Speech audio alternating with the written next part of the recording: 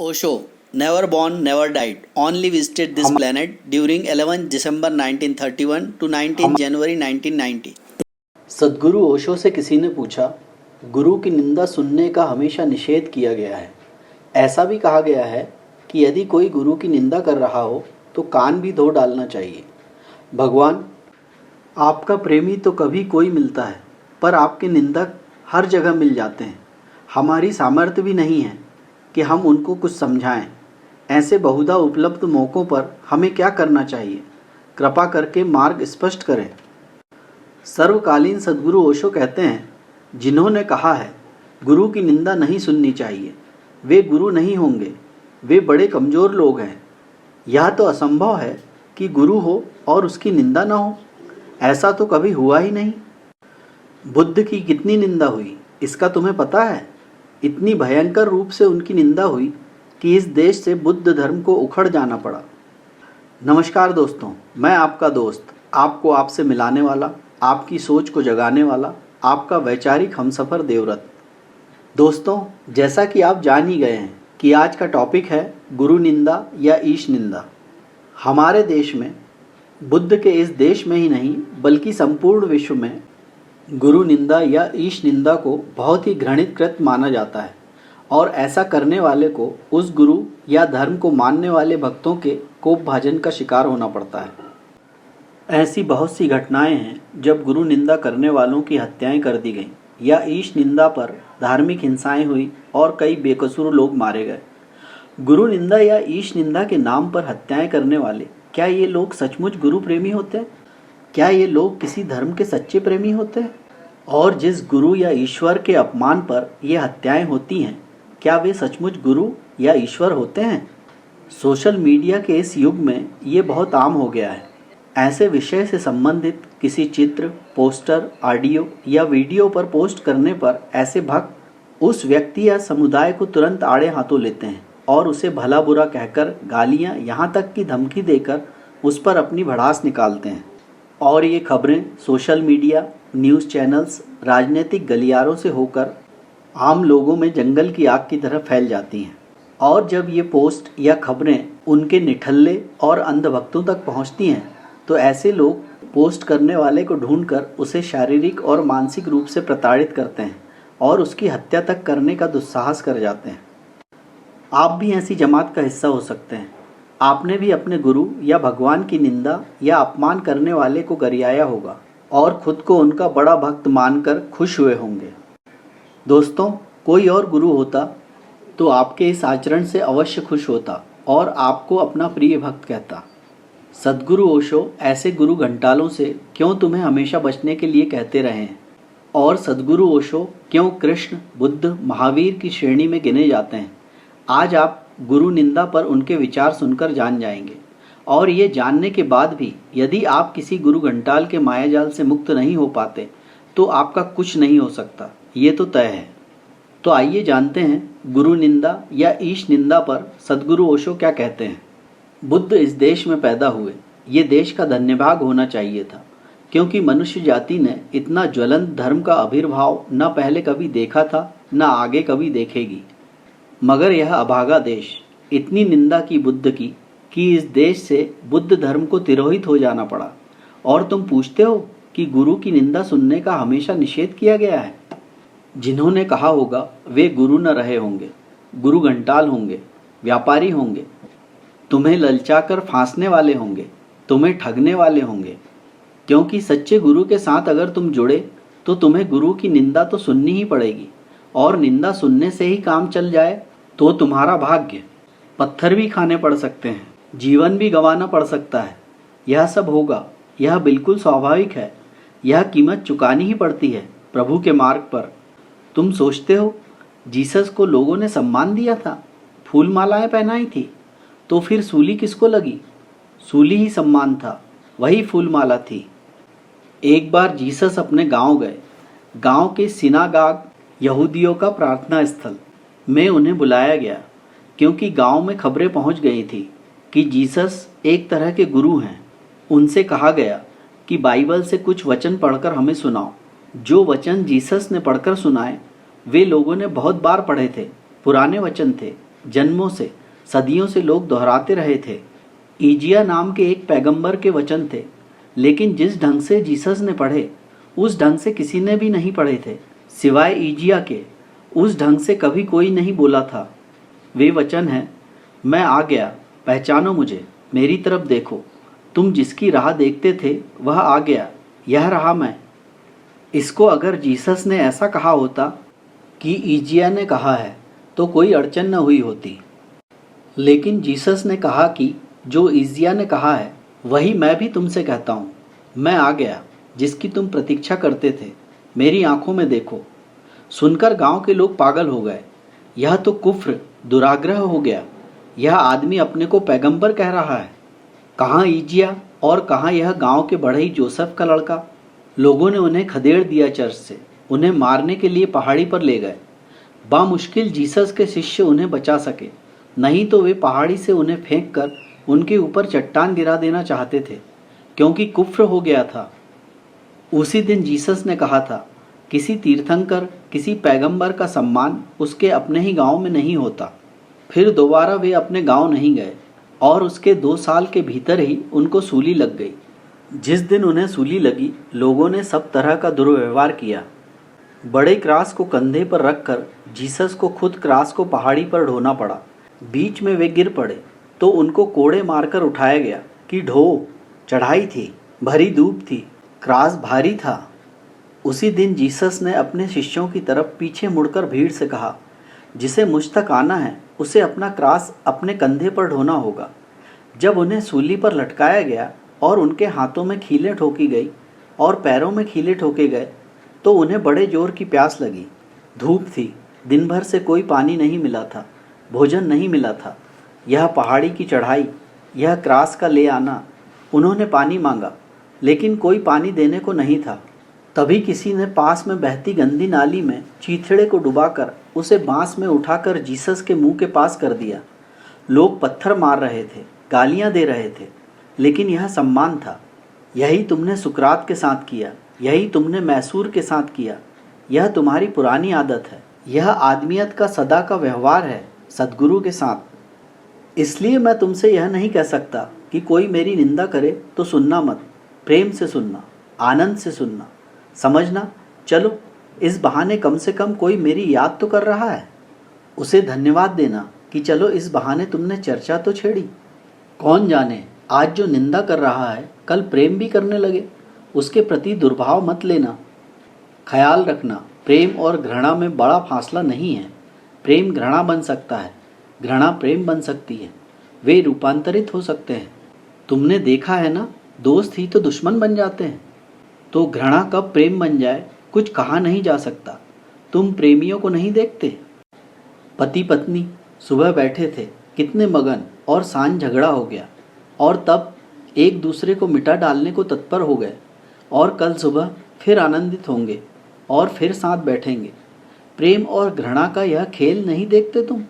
धूप छाँव की तरह यह खेल चलता है। तो जो आदमी मेरी निंदा कर रहा है, एक बात तो पक्की है कि वह मुझ में उत्सुक हो गया है। यह तो अच्छी बात है। मुझ में रस जगा है उसका, मेरी उपेक्षा तो नहीं कर रहा है। इतनी बात तो पक्की हो गई। इसको सौभाग्य समझो। आनंद से सुनना, शांति से सुनना। तुम्हारी शांति और तुम्हारा आनंद ही शायद उस आदमी की घृणा को प्रेम में बदलने का कारण बन जाए। उससे झगड़ना भी मत, उसे समझाने की, बदलने की चेष्टा में भी मत लग जाना, क्योंकि ऐसी चेष्टाएं सफल नहीं होती।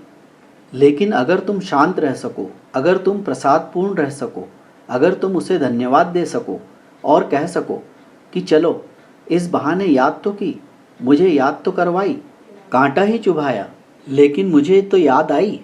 फूल से भी याद आती है, कांटे से भी याद आती है। मैं तुम्हारा धन्यवादी हूँ।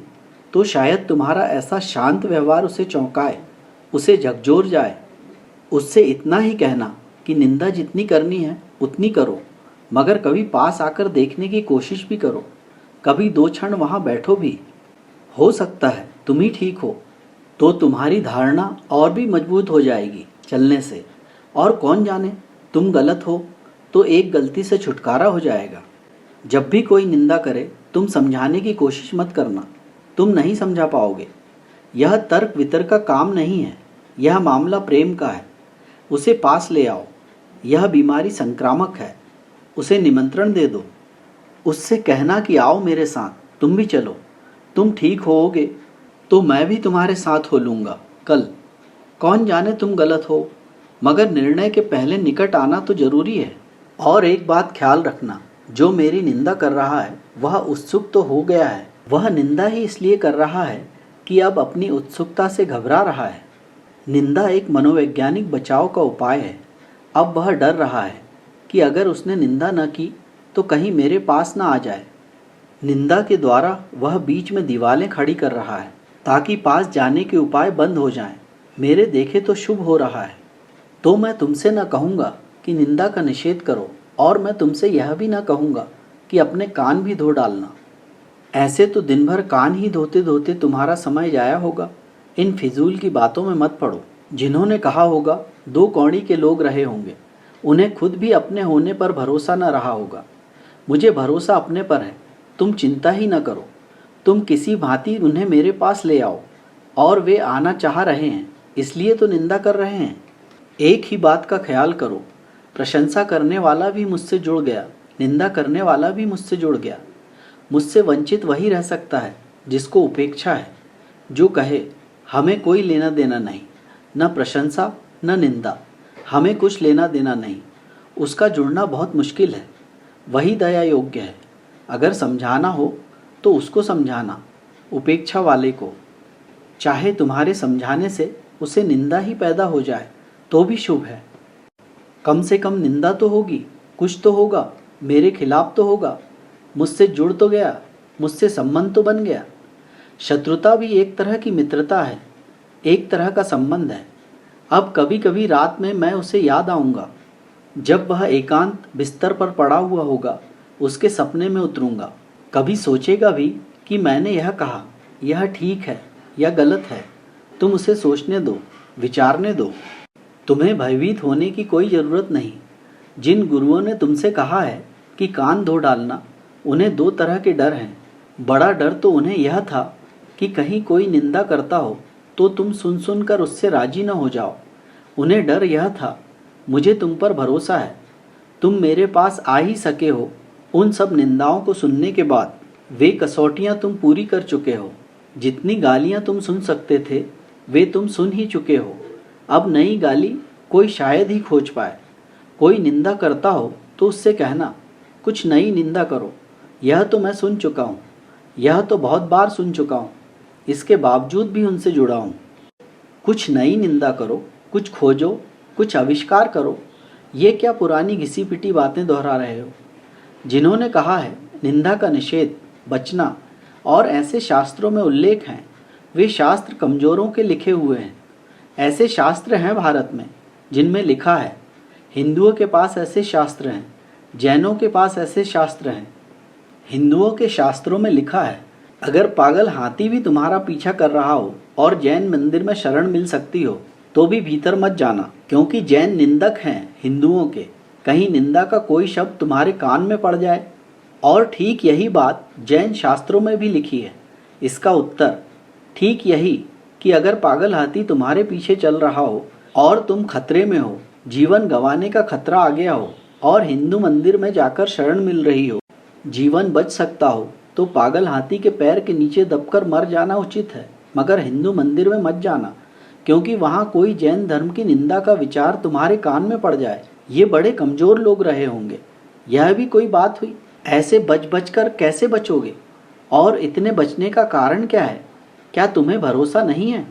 तुम्हारी श्रद्धा इतनी अधूरी है, इतनी नपुंसक है? जिसने मुझे चाहा है, जिसने मुझे प्रेम किया है, सब निंदाएं उसके प्रेम की कसौटी होंगी, चुनौतियां होंगी कि क्या इन सारी निंदाओं के बाद भी प्रेम बच सकता है? बचे तो ही बचाने योग्य है, न बचे तो अच्छा हुआ, झंझट मिटी, तुम भी मुक्त हुए, मैं भी मुक्त हुआ।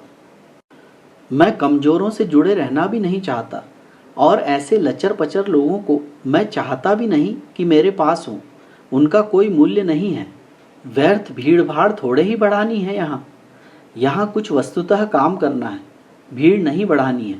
यहाँ वस्तुतः जीवन रूपांतरित करना है। यह प्रयोगशाला है, यहाँ रसायन खोजा जा रहा है तुम्हारे रूपांतरण का। यह कोई बाजार नहीं है।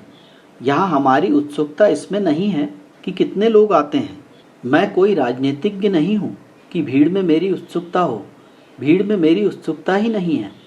मेरी उत्सुकता व्यक्तियों में है, और व्यक्ति का मतलब होता है विद्रोही, और व्यक्ति का मतलब होता है जो अपने ढंग से सोचता, अपने ढंग से जीता, जो अपने श्रद्धा के अनुकूल चलता है।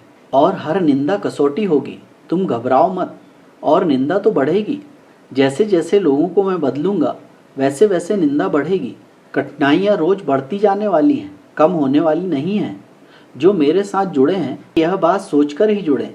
तुम्हें अपनी सूली अपने कंधे पर ढोनी ही होगी। जो जानेंगे वे आनंदित होंगे कि फिर सूली ढोने का एक मौका आया, क्योंकि वही तो परमात्मा के निकट जाने का उपाय है। मृत्यु ही तो पुनर्जीवन का द्वार है।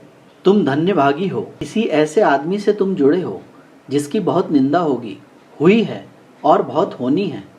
कठिनाइयाँ रोज सख्त होती चली जाएंगी, क्योंकि जितना लोगों को दिखाई पड़ेगा कि मुझमें लोग आकर्षित हो रहे हैं, उतनी ही उनकी अड़चनें बढ़ती जाएंगी।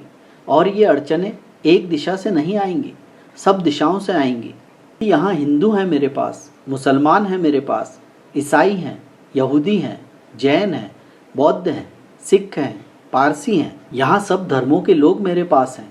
तो सब धर्मों के गुरु मेरे खिलाफ होने वाले हैं, और हैं ही। सब मंदिरों से और सब मस्जिदों से मेरे खिलाफ सर्प उठने ही वाला है। यह स्वाभाविक है। कोई एकाध मेरे खिलाफ नहीं होगा। जीसस के खिलाफ तो सिर्फ यहूदी थे, और बुद्ध के खिलाफ सिर्फ हिंदू थे। मेरे खिलाफ सारे धर्म होने वाले हैं, क्योंकि मुझसे सारे धर्मों को चिंता पैदा होने वाली है। यहाँ मेरे पास पत्र आने शुरू हो गए हैं। सारी दुनिया से पत्र आते हैं। किसी का बेटा आकर सन्यासी हो गया है। वे ईसाई हैं, माँ बाप नाराज हैं। वे धमकियाँ भेजते हैं कि आपने हमारे बेटे को विकृत कर दिया, विक्षिप्त कर दिया, सम्मोहित कर लिया। किसी की बेटी आकर संन्यास्त हो गई है। परिवार यहूदी है, वह नाराज है। सारी दुनिया से लोग आ रहे हैं यहाँ। सारी दुनिया में निंदा होने वाली है। बुद्ध की निंदा तो सिर्फ बिहार में हुई थी, सीमित थी। जीसस की निंदा तो सिर्फ जेरूसलम के आसपास के छोटे से इलाके में हुई थी, बड़ी सीमित थी। निंदा तो असीम होने वाली है। वह दुनिया के एक कोने से लेकर दूसरे कोने तक होने वाली है। उसके लिए तुम्हें तैयार होना चाहिए। तो मैं तुमसे नहीं कह सकता कि निंदा मत सुनना, सुननी ही पड़ेगी, आनंद से सुनना, यही कह सकता हूँ। और कान वगैरह मत धोना। क्या खराब करना है? दिन भर धो धो कर इतना पानी कान में डालोगे, धीरे धीरे सुनने की ही क्षमता खो जाएगी। इस फिक्र में भी मत पड़ना। मौज से सुनना, आनंद से सुनना, नाचते हुए सुनना, हंसते हुए सुनना। तुम्हारा हंसना, तुम्हारा मुस्कुराना, तुम्हारा नाच बदलाहट का कारण बनेगा। दूसरा सोचेगा आखिर तुम प्रश्न चिन्ह बनकर खड़े हो जाओगे। दूसरा सोचेगा कि मैं निंदा कर रहा हूँ, और यह आदमी उद्विग्न परेशान भी नहीं है। जरूर कुछ हो गया है, जरूर कुछ हुआ है, कुछ मिल गया है। मुझे पता नहीं है। मैं भी जाऊं और एक बार देखूं। बस तुम इतना ही कर सको कि तुम्हारा व्यक्तित्व निमंत्रण बन जाए। शेष मैं कर लूँगा। तुम ले आओ यहाँ, शेष तुम मुझ पर छोड़ो। तुम्हें सम्मोहित कर लिया तो उन्हें भी सम्मोहित कर लूँगा। आज बस इतना ही। धन्यवाद। दोस्तों, अब किसी के अप्रिय शब्दों, पोस्ट या वीडियो पर प्रतिक्रिया देने से पहले एक बार जरूर विचार कर लेना कि मैं अपने धर्म, गुरु या ईश्वर के प्रेम में पड़ने के लिए उसे आमंत्रित कर रहा हूँ या उनसे घृणा करने के लिए उसे उकसा रहा हूँ। रखें, आपकी प्रतिक्रिया आपके गुरु, ईश्वर या धर्म के प्रति आपके प्रेम को दर्शाती है। किसी अनवांछित स्थिति में व्यक्तिगत ही बने रहना। कभी ऐसी नफरती भीड़ का हिस्सा मत होना, क्योंकि भीड़ का मस्तिष्क नहीं होता, अच्छे बुरे की सोच नहीं रहती। इसलिए हिंसाएं, आगजनी, हत्याएं हो जाती हैं। अकेला व्यक्ति कभी ऐसा दुस्साहस नहीं करता जब तक वह विक्षिप्त ना हो। इसलिए जीवन में हमेशा भीड़ से बचना। तभी आप, आपका परिवार, आपके बच्चे और समाज जीवन में सुख, शांति और सौहार्द को जान पाएंगे।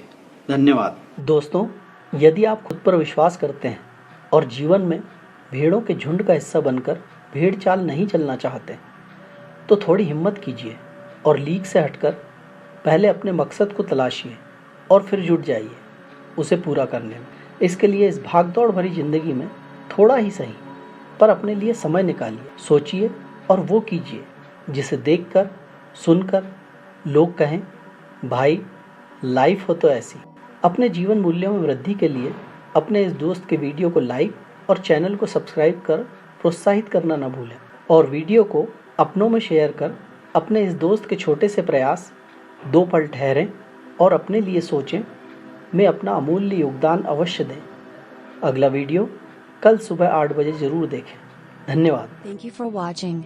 Please like and subscribe our channel and press the bell icon for upcoming updates. I pray you may always be healthy and happy. Thank